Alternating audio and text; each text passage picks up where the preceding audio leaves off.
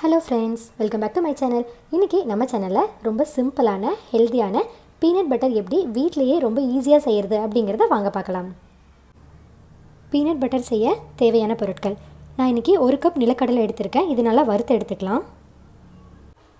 நிலக்கடலையை இப்போ இந்த மாதிரி நல்லா வறுத்தாச்சு. இதோட ஸ்கின் எல்லாமே நம்ம ரிமூவ் பண்ணிவிட்டு எடுத்துக்கலாம். இந்த மாதிரி ஸ்கின் ஃபுல்லாக எடுத்துருங்க. இப்போது நம்ம இதிலேருந்து பீனட் பட்டர் ரெடி பண்ணிடலாம். இப்போது இந்த மாதிரி ஒரு மிக்ஸி ஜாருக்கு மாற்றிக்கோங்க. இதில் தண்ணி ஆட் பண்ணாமல் நம்ம நல்லா அரைச்சி எடுத்துக்கலாம். அரைக்கும்போது நமக்கு கொஞ்சம் ஸ்வீட் அதிகமாக வேணும் அப்படின்னா சர்க்கரை ஆட் பண்ணிக்கலாம். ஒரு 2-3 டைம்ஸ் அரைச்ச அப்புறமா நமக்கு இந்த மாதிரி பவுடர் மாதிரி வரும். நம்ம இதிலேருந்து இன்னும் நல்லா அரைக்கணும். தண்ணி கண்டிப்பாக ஆட் பண்ணிட வேணாம். இப்படியே நல்லா அரைச்சோன்னா நமக்கு பட்டர் மாதிரி கிடைக்கும். இப்போது நமக்கு கொஞ்சம் க்ரீமியாக வர ஆரம்பிச்சிருக்கு. நான் இதில் கொஞ்சமாக கடலை எண்ணெய் சேர்த்துருக்கேன். ஏன்னா அப்போ தான் நமக்கு சீக்கிரமாக இந்த பட்டர் கெட்டியாகாமல் இருக்கும். நமக்கு டக்குன்னு இந்த மாதிரி க்ரீமியாக கிடைக்காது. நம்ம ரொம்ப நேரம் அரைக்கிற மாதிரி இருக்கும்.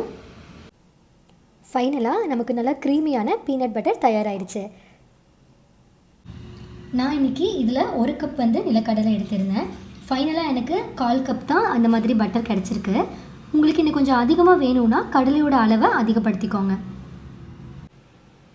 நாம் கடைகளில் வாங்குகிற பீனட் பட்டர் மாதிரியே இது ரொம்ப நல்லா டேஸ்ட்டாக இருக்கும். மிகவும் ஹெல்த்தியான ஒன்று. ஏன்னா கடைகளில் இது கெட்டியாகாமல் இருக்கிறதுக்காக நிறையா கெமிக்கல்ஸ் எல்லாம் ஆட் பண்ணுவாங்க.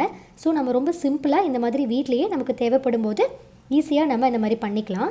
குழந்தைங்களும் அதை விரும்பி சாப்பிடுவாங்க. ரொம்ப ஹெல்த்தியாகவும் இருக்கும். ஸோ கண்டிப்பாக நீங்களும் இந்த ரெசிபியை வீட்டில் ட்ரை பண்ணி பாருங்கள். எப்படி இருக்குன்னு மறக்காமல் கீழே கமெண்ட் பண்ணுங்கள். தேங்க்யூ.